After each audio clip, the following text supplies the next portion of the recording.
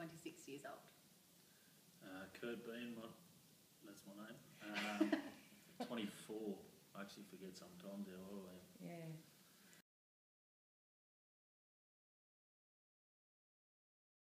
We were both born in Narromine, New South Wales, so Central West. And we grew up with our mum and our dad, and it's just us two. As far as mum, because mum didn't meet her other brothers and sisters until, she was 38 or something, I think. So until about 10 years ago. So that side of the family, our grandmother's side, we never met our nan, and we never met her children until, 10 years ago. So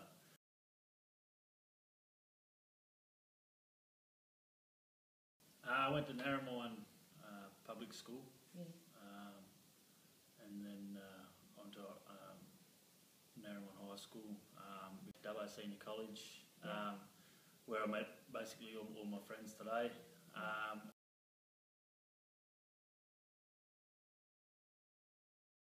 My mum and my dad, actually, both parents, we've been really lucky and fortunate to have both parents still together and going strong, which has sort of helped us to become who we are today.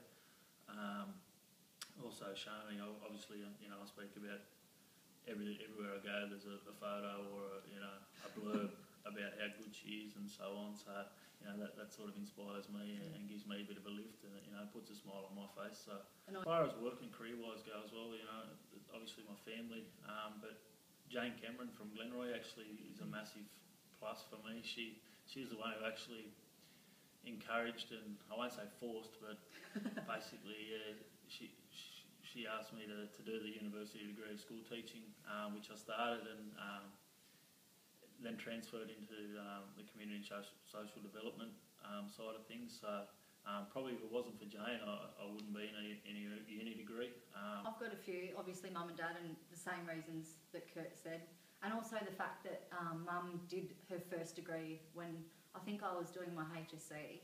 So for mum to take that on as an adult, mature age student, and have a husband working and Kurt and I at home, I was so proud of her. And then I had two teachers growing up. One was my pediatric PE high school teacher, Kylie Simmons. She was amazing, and she really believed in me and pushed me, and gave me a lot of opportunities to engage in like quality learning, and also she just really pushed me to be who I am today. And the other one is Michael Cronk. He was actually my school principal.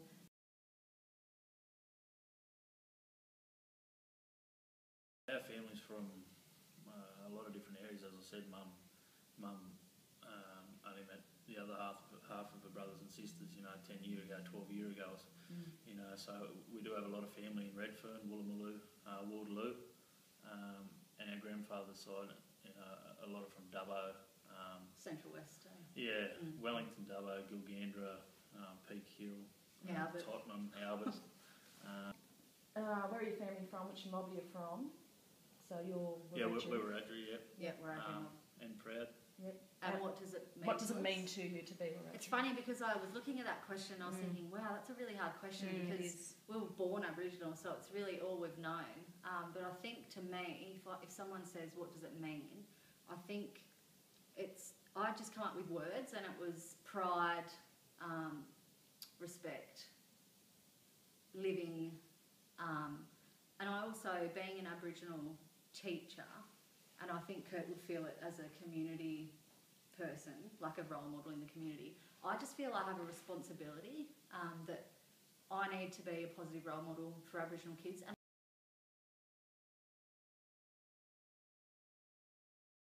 proud of your culture and showcasing it, Celebration of culture too, I think. And raising the awareness.